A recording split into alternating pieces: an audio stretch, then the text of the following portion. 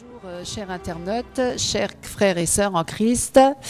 Voilà, nous sommes de retour sur YouTube et nous sommes heureux de vous retrouver, ainsi que voilà mon mari, Eric. Bonjour. Bonjour mes amis.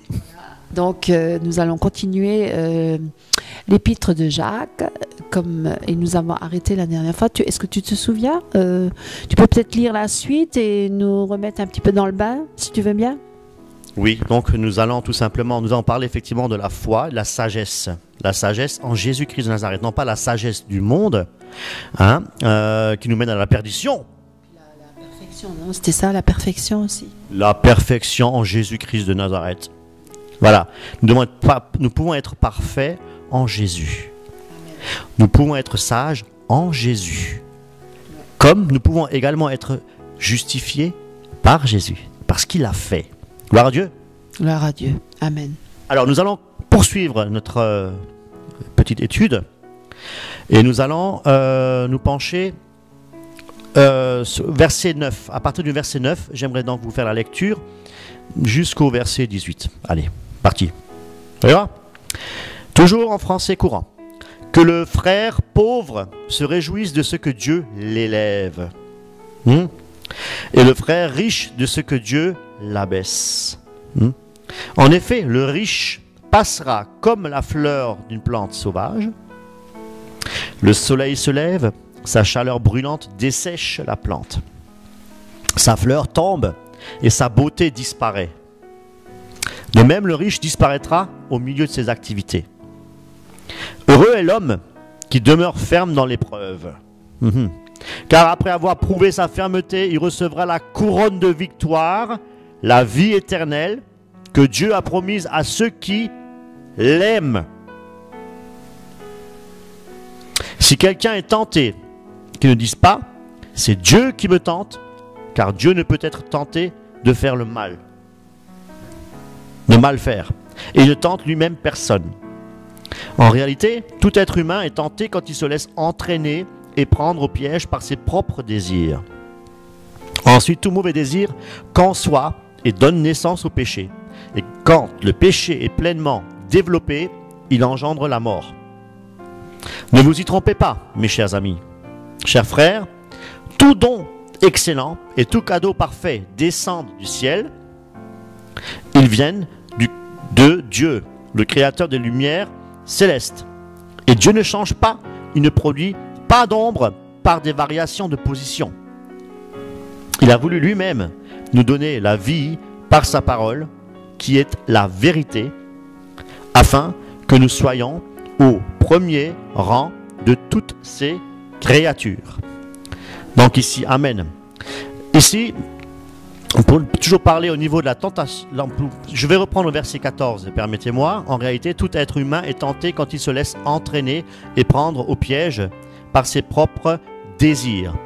Alors, ses propres désirs. Ok, la tentation vient justement de nos désirs et penchants de notre cœur. Donc ça, il faut déjà le savoir.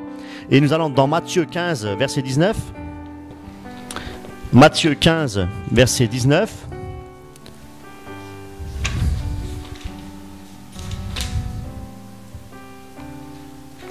Car de son cœur viennent les mauvaises pensées qui le poussent à tuer, commettre l'adultère, vivre dans l'immoralité, voler, prononcer de faux témoignages et dire du mal des autres.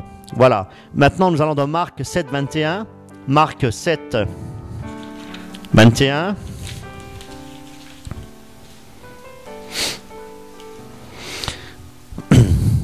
Car c'est du dedans, du cœur de l'homme que viennent les mauvaises pensées, qui le poussent à vivre dans l'immoralité, à voler, à tuer, commettre l'adultère, vouloir ce qui est faux aux autres, agir méchamment, tromper, vivre dans le désordre, être jaloux, dire du mal des autres, être orgueilleux et insensé. Toutes ces mauvaises choses sortent de dedans de l'homme et le rendent impur. Donc, voilà donc ce que la parole de Dieu déclare. Voilà. Donc, le cœur de l'homme, c'est la partie, on va dire, la plus profonde de l'homme. On peut la comparer à l'âme.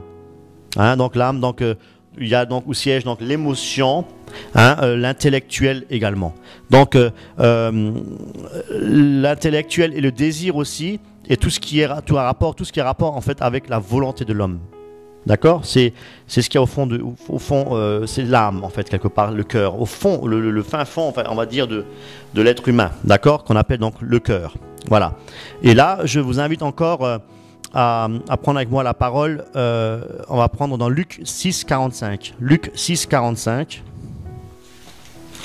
Voilà, Luc 6,45. Voilà.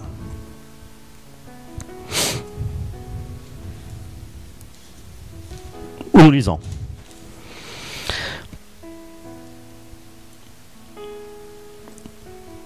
Alors, l'homme bon tire du bien, du bon trésor que contient son cœur. L'homme mauvais tire du mal de son mauvais trésor.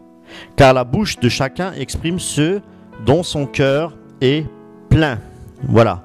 Donc, le cœur qui n'est pas régénéré, c'est-à-dire le cœur qui est corrompu, hein, c'est un cœur qui n'est pas travaillé par Dieu.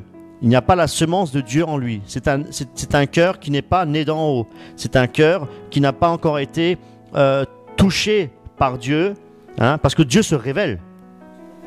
Hein, je crois que tu peux après peut-être en parler un petit peu, que Dieu se révèle dans les cœurs. Hein, voilà. Donc, et là, nous allons dans Jérémie 17, 9. Jérémie 17, 9.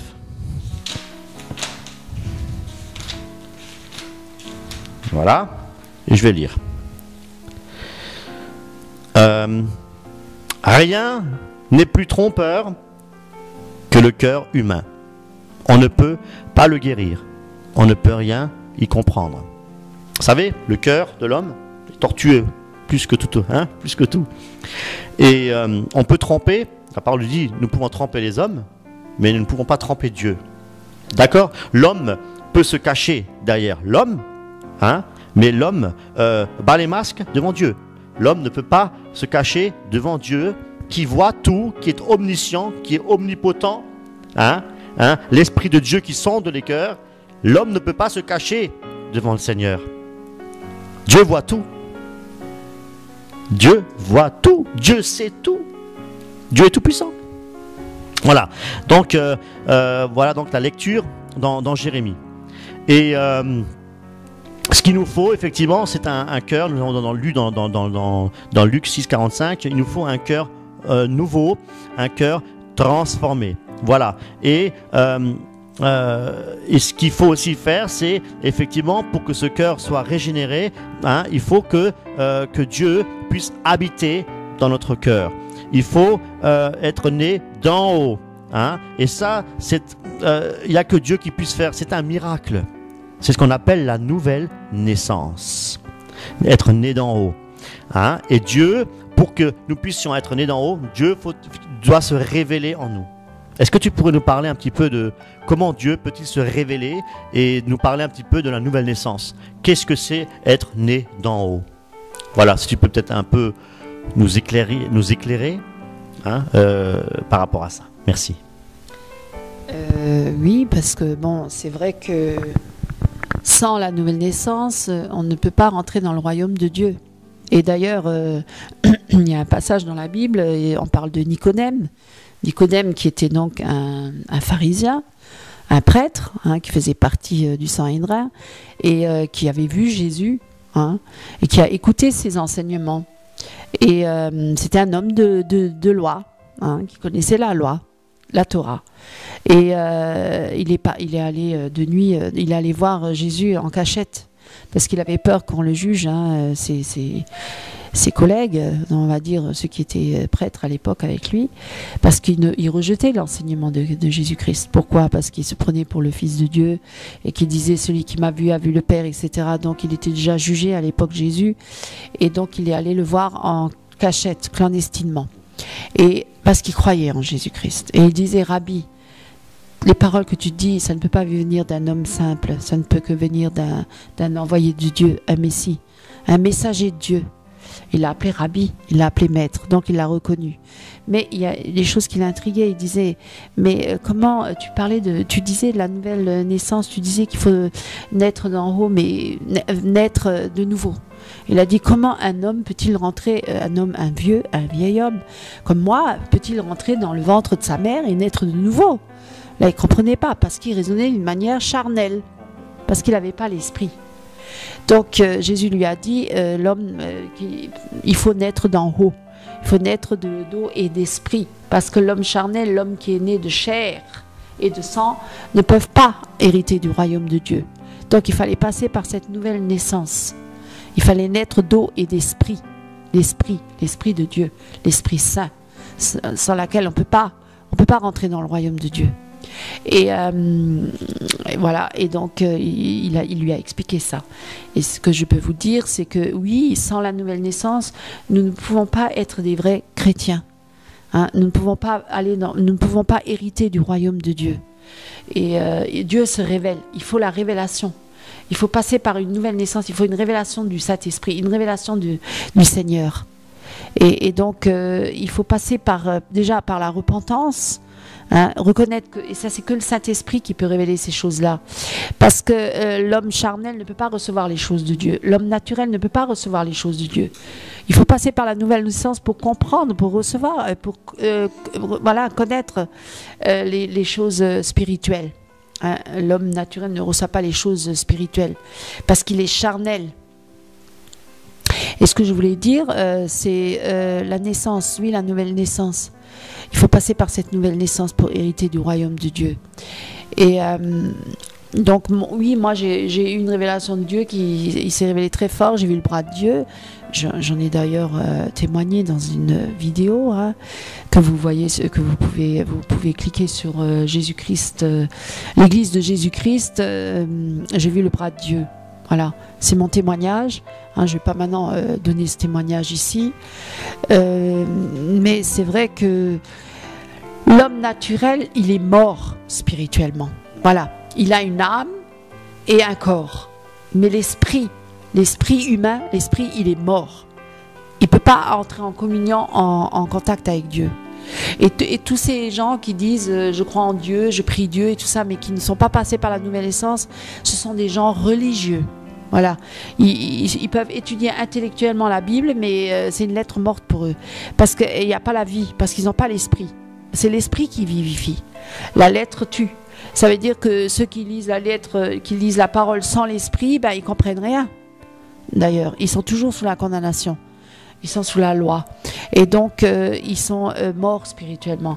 Ils ont un esprit qui est mort. Et c'est pour ça qu'on dit réveillez-vous. C'est pour ça que quand on dit qu'il y a un réveil spirituel, c'est parce que c'est l'esprit qui se réveille. L'esprit humain, il se réveille. Et c'est par l'esprit que nous marchons. Pas par la chair, pas par l'âme. C'est pour ça que l'âme, parce que les hommes dans le monde, ils vivent par l'âme. Ils vivent par les sentiments, par les émotions, ils vivent par tout ça.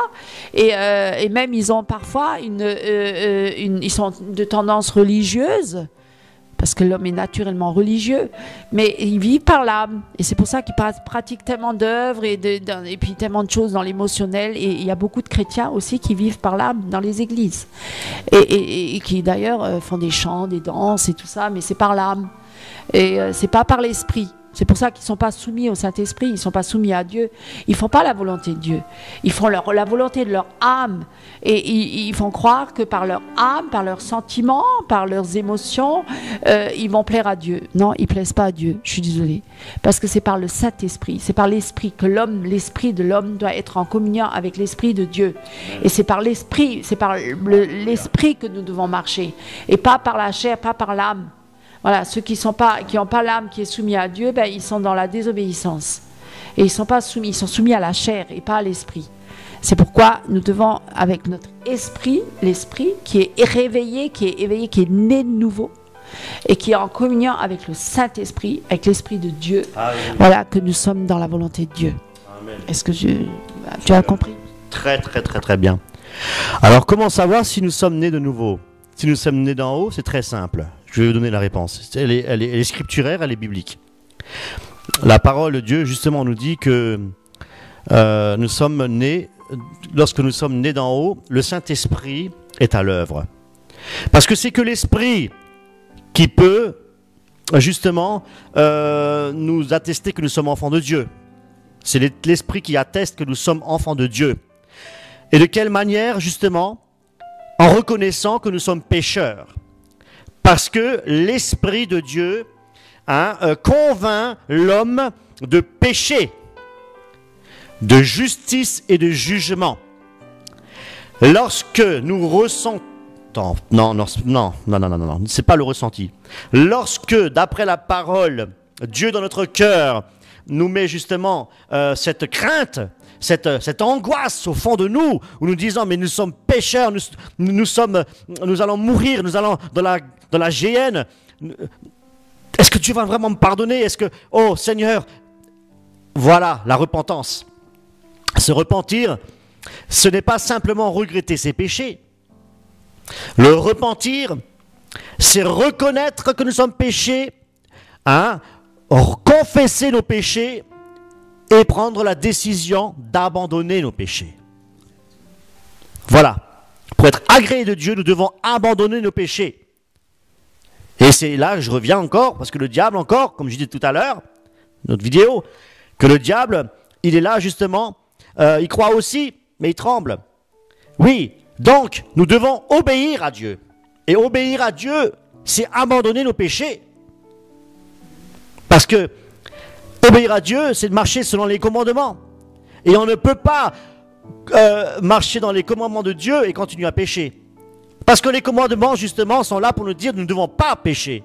Donc nous devons, effectivement, ne plus pécher. Et ne plus pécher, c'est possible lorsque l'Esprit de Dieu habite en nous. Car, comment reconnaîtra un homme, comment peut-on reconnaître un homme qui est de Dieu et un homme qui n'est pas de Dieu?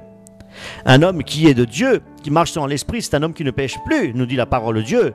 Et un homme qui est charnel, c'est un homme qui pêche.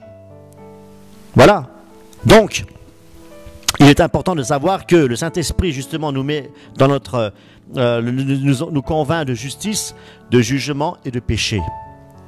À partir du moment où vous avez reconnu que vous êtes pécheur et que vous avez besoin de la grâce de Dieu et que vous avez pris la décision de tout laisser pour Dieu, comme Jésus-Christ avait dit, ne regarde pas ce qui est derrière toi, regarde ce qui est devant.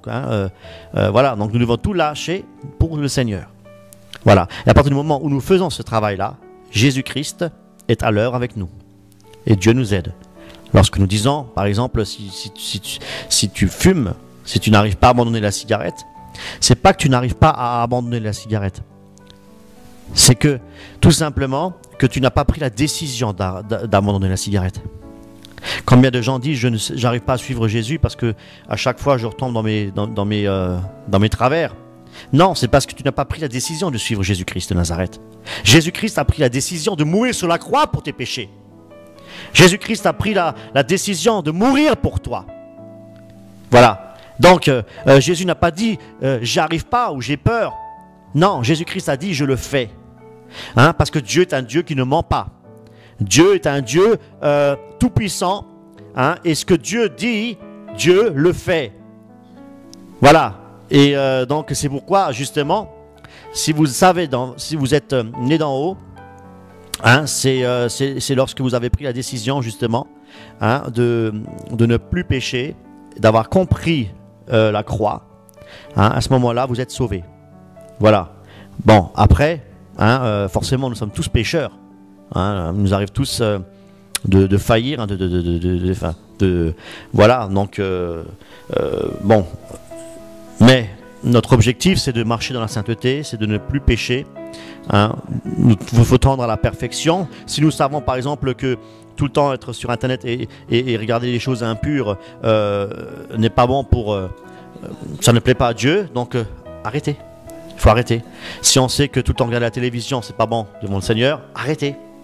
Voilà. Parce que ça ne peut pas nous approcher de Dieu. Tout ce qui nous écarte de Dieu, tout ce qui nous empêche de vivre pleinement pour le Seigneur, il faut laisser. Voilà. Je te passe là.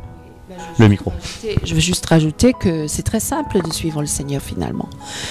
C'est de lui demander, Seigneur, est-ce que ce que je fais te plaît? Voilà. Donc, et si je veux faire de l'Éternel mes délices, alors voilà, je n'accomplirai pas les œuvres de la chair, mais les œuvres de l'esprit. Et les œuvres de l'esprit, c'est glorifier Dieu, c'est aimer Dieu, c'est accomplir son œuvre à lui, et c'est être dans ses voies, dans l'obéissance. Voilà. Donc c'est tout simple. Hein. Et ne dites pas que vous suivez le Seigneur et puis en même temps vous vivez comme le monde. Non. Je veux dire, là aussi, arrêtez de vous mentir à vous-même. Parce que, bah oui, examinez-vous. Voilà, voyez vous-même. Nous ne sommes pas là pour vous juger ou pour vous condamner. Nous ne condamnons personne. D'ailleurs, Jésus lui-même a dit, je ne suis pas venu pour condamner l'homme, je suis venu pour le sauver. Alors, nous sommes encore dans le temps de la grâce. Et je pense que si Dieu, il suscite encore aujourd'hui des chrétiens qui se lèvent, qui sont des voix qui crient dans le désert, un peu comme nous. Oui, vous pouvez nous critiquer et dire oh, qu'est-ce qu'ils veulent ces deux-là, ils sont là sur Internet, qu'est-ce qu'ils nous veulent, ils nous ennuient là, avec leurs histoires. Non, et si nous le levons, c'est parce que nous avons, ce zèle. Pourquoi nous avons ce zèle? C'est parce que Dieu le suscite en nous, parce qu'il veut que nous parlons de lui encore maintenant, parce qu'avant qu'il soit trop tard. S'il y a encore des voix qui se lèvent aujourd'hui dans le désert, qui crient dans le désert, c'est pour avertir le peuple, parce qu'il y aura un temps peut-être où ce sera trop tard. Trop tard. Et donc, si aujourd'hui nous nous levons, même nous, on pourrait passer nos soirées à autre chose, tu crois pas? Ouais, je veux dire, voilà. Donc, si nous sommes là et si nous faisons ces émissions, c'est pas parce que nous voulons là être affichés sur Internet, comme certains disent. Oui, il y en a de plus en plus qui se mettent sur Internet, YouTube, tout le monde parle de Christ, tout le monde s'affiche. Non, moi, franchement, je vous avoue, franchement, mes frères et sœurs, je déteste m'afficher. Croyez-moi. Et si mon mari et moi, nous sommes là, c'est parce que nous voulons, parce que nous avons ça en nous, hein, ce feu qui est en nous, là, qui nous dit, qui nous pousse à encore aujourd'hui parler de Christ avant qu'il soit trop tard, pour qu'il y ait des âmes qui se tournent vers lui et que ceux qui pensent être à Christ je vous invite à vous remettre en question et à voir si réellement vous êtes avec Christ, vous êtes réellement avec lui, et si vous obéissez vraiment à Christ et si vous suivez vraiment Christ. Et si c'est pas le cas, alors arrêtez de vous mentir et à vous-même, et arrêtez de faire croire aux autres que vous êtes chrétiens, et examinez-vous, pliez le genou, criez à Dieu, priez, passez du temps avec Dieu, cherchez sa face de tout votre cœur, cherchez-le, et renoncez à votre vie de péché. Si vous vivez dans le péché, renoncez aux jeux vidéo, renoncez, vous la jeunesse là, parce que vraiment la jeunesse, pauvre jeunesse, vraiment Dieu il aime la jeunesse, Dieu veut attirer la jeunesse à lui. Je vous le dis franchement, arrêtez de passer votre temps à jouer à des jeux vidéo débiles là, vous perdez votre temps, vous perdez votre vie. À passer votre temps à être sur les jeux, oui, et puis même sur les téléphones portables. Arrêtez de vous afficher sur Facebook, même hein, vous les jeunes filles, arrêtez de vous exhiber sur Facebook. Hein. Je déteste Facebook, je hais Facebook. Je ne me mettrai jamais sur Facebook. Je me suis jamais mise exposée sur Facebook, croyez-moi. C'est une abomination, vraiment. Facebook, Facebook. Je vous le dis sincèrement, Facebook. C'est bien dans les mains de Satan, tout ça. Et de vous afficher publiquement comme ça, vos corps et tout ça, arrêtez, jeunes filles, de vous exposer comme ça. Exposez votre nudité, vraiment, c'est une abomination. C'est de la prostitution, on le dit, c'est de la prostitution. Ne dites pas, oh, vous savez rien, vous les vieux, nous les jeunes, on vit comme ça, c'est notre époque. Oui, juste finir, je te passe. C'est notre époque, vous connaissez rien, tout ça. Nous, on est une autre génération. Non, arrêtez, vous êtes une génération complètement pervertie. Vous vous rendez même pas compte que vous êtes perverti. À l'extrême, jeune fille, vous êtes perverti. Arrêtez d'exposer vos seins, là, vos décolletés, là, vos jambes, tout ça. Arrêtez de vous déformer même avec des logiciels spéciaux où on enfle les lèvres hein, en pulpeuse, on les rend pulpeuses là. Elles sont même pas comme ça naturellement. Arrêtez. Oui, d'une manière décente, hein, pour ne pas être une occasion de chute justement. Hein, parce qu'on voit tellement de choses actuellement, on entend tellement de choses et effectivement il y a pas mal de vidéos, on va dire, où les choses sont exposées. Hein. Il y a des pasteurs, ils font du bon travail d'ailleurs, hein, ils font du bon boulot où ils exposent certaines choses qui effectivement, lorsqu'on regarde ça, c'est vrai qu'on se dit mais on est vraiment à la fin des temps quoi. Et voilà, donc ça, je voulais quand même le dire. Hein. Bon, après, je veux dire, bon, chacun après sa fonction, hein, dans ce que Dieu demande de faire. Voilà, notre rôle à nous, c'est pas de dénoncer. On n'est pas là pour dénoncer qui que ce soit. Notre rôle à nous, c'est d'apporter la lumière, hein, et d'avertir le peuple. Parce que si vous dénoncez quelque part des œuvres des ténèbres, c'est biblique. Dans le sens où, justement, où vous serez sauvés, votre âme sera sauvée. Tournez-vous vers Jésus-Christ. Mais bien entendu.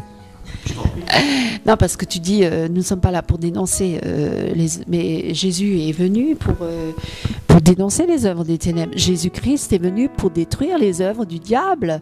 Jésus est venu pour libérer les captifs et les prisonniers. Mais de quoi? Du péché. Pour les libérer des liens que Satan a mis autour d'eux, pour les maladies, tout ça, les infirmités. Il a chassé les démons, il a guéri les malades. C'était lié au péché, tout ça. Bien sûr qu'il est venu pour dénoncer. Bien sûr qu'il est venu pour avertir le peuple. Bien sûr qu'il est venu pour tout ça. Et nous avons ce devoir-là aussi. Alors oui, après on dit on n'a pas d'amour. Ah, vous êtes dur. Parce que c'est ça le problème dans les églises aussi, de plus en plus. Les pasteurs, ils osent même plus dénoncer le péché. Ils osent même pas reprendre les jeunes ou dire ah non, parce que sinon ils vont plus revenir à l'église. Parce que les jeunes, c'est vrai qu'ils sont durs, les jeunes. Ils sont très durs. Hein. Les jeunes, ils aiment plus trop qu'on les reprenne. Ils sont vraiment, on est dans les derniers temps, hein, parce que on peut plus rien leur dire. Hein. Quand on leur dit jeune fille, tu portes des mini-jupes là jusqu'aux fesses, ne te balade pas comme ça. Oh, mais tout le monde le fait. Voilà, hop là. Mais toi, tu es vieux jeu. Ou toi, de toute façon, voilà. Bien sûr, voilà. On ne doit plus reprendre les jeunes. Les jeunes ne se laissent plus reprendre. C'est vrai. C'est très difficile. Il faut vraiment la grâce. Alors, il faut vraiment prier pour la jeunesse. Et je prie pour la jeunesse parce que Dieu aime la jeunesse. Dieu ne veut pas qu'elle se perde. Dieu ne veut pas, bien sûr les personnes âgées aussi, et tout âge, mais je veux dire particulièrement cette jeunesse parce qu'elle est tellement prise dans tout ce courant de perdition, de corruption. Oui, toute cette pauvre jeunesse. Bien sûr que Jésus-Christ aime cette jeunesse. Et nous aussi, nous avons à cœur. J'ai à cœur la jeunesse, vraiment. Et oui, il y a des jeunes qui se tournent vers Christ de plus en plus d'ailleurs. Merci Seigneur.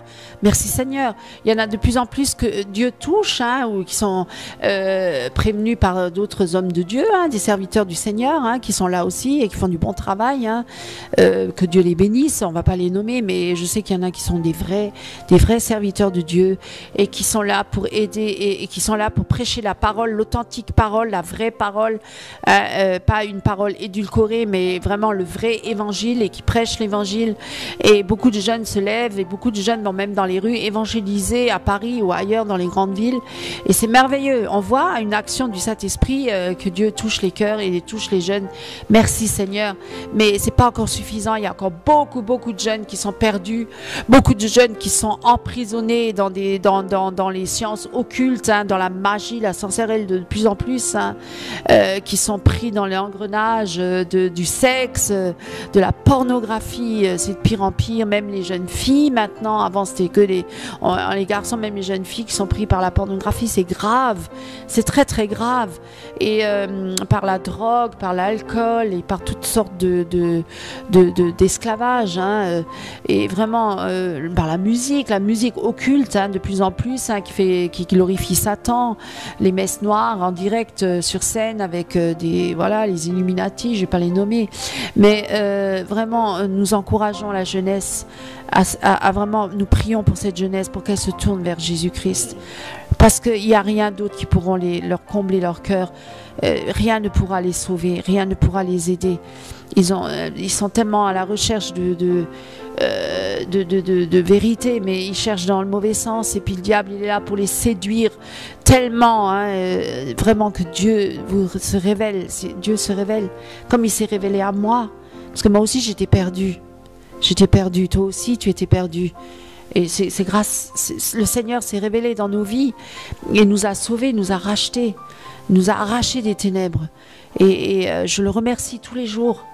Je deviens de plus en plus consciente que Dieu m'a sauvée et qu'il ne faut plus pécher.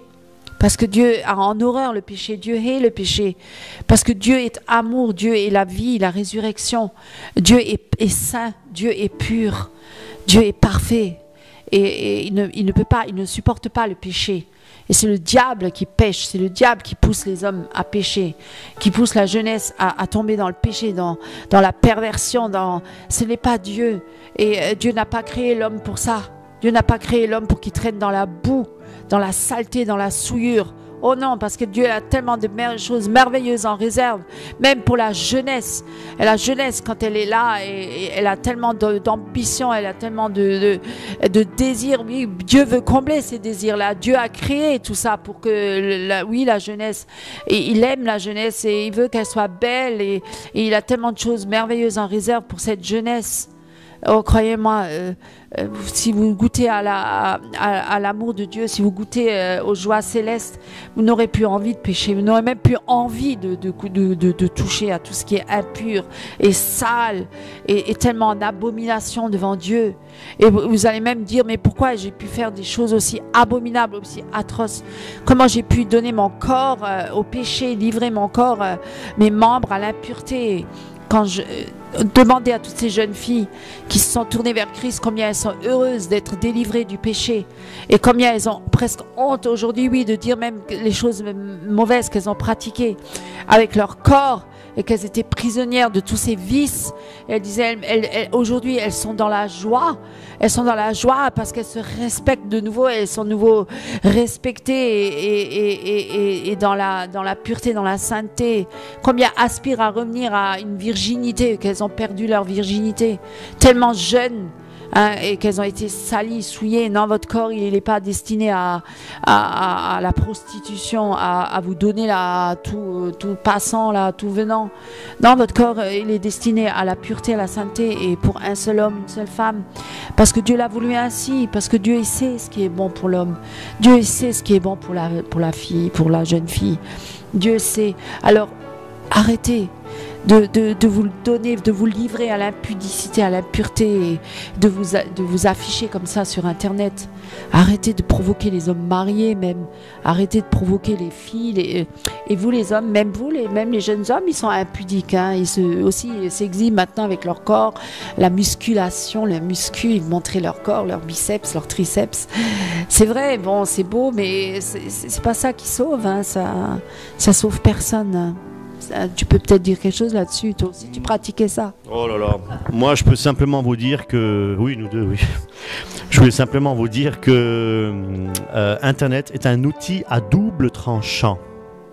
Je m'explique tout simplement, faites-en bon usage, hein, parce que lorsque je dis que c'est à double tranchant, effectivement, comme un marteau, hein, vous voyez l'usage d'un marteau. Un marteau, on peut édifier, on peut construire. Et avec un marteau, on peut aussi assassiner, on peut faire du mal. C'est pareil pour Internet.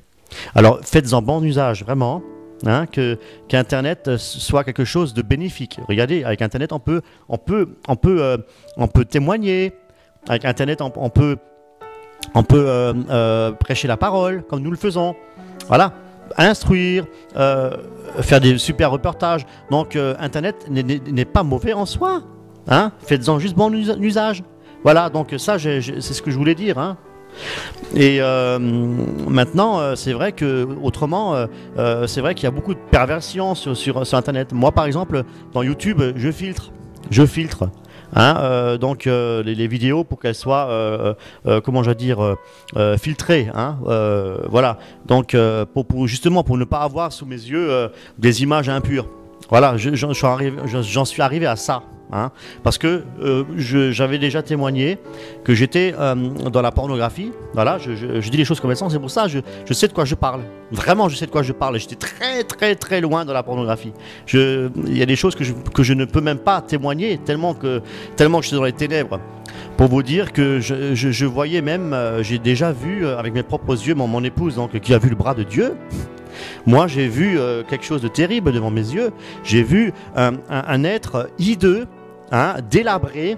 Mais je vous dis, comme je vois maintenant mon épouse là, je l'ai vu en pleine nuit. J'étais réveillé. C'était pas un songe, c'était pas un cauchemar. J'étais réveillé. C'était pas un semi-sommeil. J'étais vraiment réveillé. Et au bout de la porte, j'ai vu un être qui flottait. C'était un petit comme ça, un petit être qui flotte comme un nain, comme ça, comme voilà, c'était affreux. Hein, il était hideux, mais ébouriffé, les cheveux, un visage de mort, les yeux cernés, affreux, moche, gris, ténébreux, affreux. Pour vous dire que l'enfer existe, pour vous dire que les démons existent. J'en ai vu un, c'est affreux, croyez-moi, c'est affreux. Je témoigne, c'est affreux. Hein, lorsque nous sommes dans les ténèbres, lorsque nous fumons, lorsque nous buvons, lorsque nous allons en discothèque, etc. Je vous dis, chère jeunesse, chers jeunes, vous êtes dans les ténèbres, vous êtes dans les ténèbres. Vraiment, je vous le dis, vous êtes dans les ténèbres. Vous êtes vivant, mais vous êtes morte. C'est une vérité. Voilà, donc quittez toutes ces choses. Tournez-vous vers Christ. Je vais vous dire quelque chose. Alors, pour ceux qui fument, Christ m'a délivré de la cigarette. Je n'ai pris aucun médicament, j'ai arrêté du jour au lendemain. Je n'ai pas réduit le dosage, j'ai arrêté du jour au lendemain. L'alcool, hein, j'ai bu de nombreuses années. Hein, du jour au lendemain, j'ai arrêté de boire. Hein, Dieu m'a délivré. J'ai pas vu un psychologue, j'ai pas vu un psychiatre, j'ai pas pris de médicaments, j'ai rien pris. Mon épouse peut témoigner. J'ai arrêté du jour au lendemain. Voilà. Pour vous dire que toutes ces choses-là, je les ai vécues. Mon épouse a vécu. Mon épouse, elle était, ben, vous en parlera aussi certainement. Quand elle était jeune, bon, elle était mannequin. Voilà, et moi j'étais donc dans le domaine artistique, donc la musique. Bon, là aussi effectivement il y a eu beaucoup d'abus, des choses, bon enfin bref, on a vécu, on sait de quoi on parle. Donc comme mon épouse a dit, attention les jeunes filles, soyez décentes, etc. C'est par rapport à la parole de Dieu, nous sommes engagés, nous sommes des chrétiens engagés, nous évangélisons la parole de Dieu et nous voulons vraiment que vous soyez sauvés. Nous voulons vraiment que les jeunesses soient arrachées des esprits et des ténèbres, voilà, et libérées des démons. Alors, est-ce que tu as peut-être un dernier mot ? C'est pour vous dire que de toute façon, il n'y a pas d'autre chemin en dehors de Jésus-Christ. Et il faut quand même préciser que le monde entier est sous l'emprise du malin. Donc on ne peut pas échapper. Voilà, le monde entier est sous l'emprise du malin. Donc le malin, il tient le monde entier. Tous les hommes et les femmes, les enfants, les vieillards, peu importe, ils sont tous sous l'emprise du malin. Et le seul moyen par lequel nous puissions être délivrés, c'est par Jésus-Christ. C'est vraiment Jésus-Christ qui nous a affranchis et qui nous rend libres. Sans ça, nous ne pouvons pas nous libérer par nous-mêmes. Voilà. Nous sommes esclaves du péché. Et c'est Jésus-Christ qui est venu nous délivrer de l'esclavage du péché, briser nos liens. Briser nos liens. Voilà. Et nous délivrer des démons, de l'emprise du malin, du Satan. Délivrer de tous les esprits impurs, les démons. Délivrer de la mort même, parce que Jésus-Christ a dit « Je suis la résurrection et la vie ». Donc c'est en Jésus-Christ que nous avons la vie éternelle. La victoire, hein? Parce que tous ceux qui sont dans le monde sont sous l'emprise du malin et sont dans la mort. Il y a un esprit de mort, hein, qui mène à la mort et à la perdition éternelle, c'est-à-dire tourmenté éternellement en enfer. Alors mes amis, l'enfer existe aussi, je vais vous le dire. Je ne vais pas vous faire peur, on ne veut pas prêcher un évangile de peur, mais on veut quand même dire les choses comme elles sont écrites dans la Bible. Voilà, la parole de Dieu parle aussi de l'enfer. Elle dit que l'enfer existe. Et que tous ceux qui ne sont pas en Jésus-Christ seront jetés dans les temps de feu. Voilà, donc, et comparaîtront devant Dieu, nous comparaîtrons tous devant Dieu. Alors mes amis, je vous invite encore aujourd'hui même à vous tourner vers Jésus-Christ, parce qu'il est encore temps. Hein, la porte est encore ouverte, la porte du ciel. Hein, bientôt, je ne sais pas quand, mais c'est Dieu qui décide. Nous ne savons pas le jour ou l'heure quand Jésus va revenir. Nous ne savons pas quand Dieu aura décidé de fermer la porte. Mais un jour ou un autre, la porte sera fermée. Voilà, il sera trop tard. Alors si aujourd'hui vous entendez parler de Jésus-Christ, c'est aujourd'hui le jour du salut. Alors tournez-vous vers Christ aujourd'hui même. N'endurcissez pas votre cœur. Tournez-vous vers Christ. Donnez votre cœur à Jésus. Acceptez Jésus-Christ comme votre Seigneur et Sauveur personnel. Reconnaissez que vous êtes un pécheur. Reconnaissez que vous êtes perdu, que vous avez besoin d'un Sauveur, que vous avez besoin d'être racheté. Parce que vous-même, vous ne pouvez pas vous sauver. Vous ne pouvez pas vous sauver. Personne ni rien ne peut vous sauver. Aucun homme sur la terre ne peut vous sauver. Tout votre argent ne pourra pas vous sauver. Ni votre matériel. Rien ne peut vous sauver. Seul Jésus-Christ est le sauveur du monde. Est-ce que tu as quelque chose à rajouter? Ce que j'aurais éventuellement à rajouter, c'est que nous aimerions bien aussi partager avec des frères et des sœurs ou des personnes qui ont été touchées par l'évangile, hein, parce que nous prêchons l'évangile, hein, c'est pas nous prêchons pas nous-mêmes, nous prêchons l'évangile, et nous serions heureux de soit nous déplacer, hein, si vous habitez dans la région Alsace-Lorraine, même plus loin, voilà, si vous nous invitez, nous serions heureux de nous déplacer et de partager un bon moment avec vous. Et si vous voulez témoigner, donc apporter un témoignage, nous pouvons aussi le diffuser donc sur YouTube, de telle manière que d'autres chrétiens puissent être encouragés et en profiter pleinement, hein, pour la gloire de Dieu. Voilà. Donc si vraiment si vous avez un témoignage à apporter, donc nous sommes prêts à nous déplacer, même pour les baptêmes. Hein, donc voilà, et tout est gratuit. Tout est gratuit. Hein. Voilà. Si nous avons l'argent pour nous déplacer, nous nous déplacerons. Si nous n'avons pas d'argent, nous ne nous déplacerons pas. Voilà. Donc si vous pouvez à ce moment-là vous déplacer et nous ferons le même travail. Voilà. Vraiment que le Seigneur vous bénisse. Nous vous aimons, hein, dans l'amour du Seigneur. Et je vous encourage vivement, vraiment à vous tourner vers Jésus, à aller de l'avant avec le Seigneur et de continuer à proclamer son nom, hein, parce que ce que Dieu il aime, c'est quand on parle de lui autour de nous, parce qu'il y a beaucoup d'âmes qui sont dans les ténèbres et ils ont besoin plus que n'importe quel jour. Enfin, nous sommes vraiment dans le temps de la fin et Satan se déchaîne, il lui reste peu de temps encore, et vraiment je vous encourage vivement à vous tourner vraiment vers le Seigneur, à prêcher sa parole, et que le Seigneur vous bénisse. Est-ce que tu... Non, je voulais juste dire soyez bénis et à bientôt.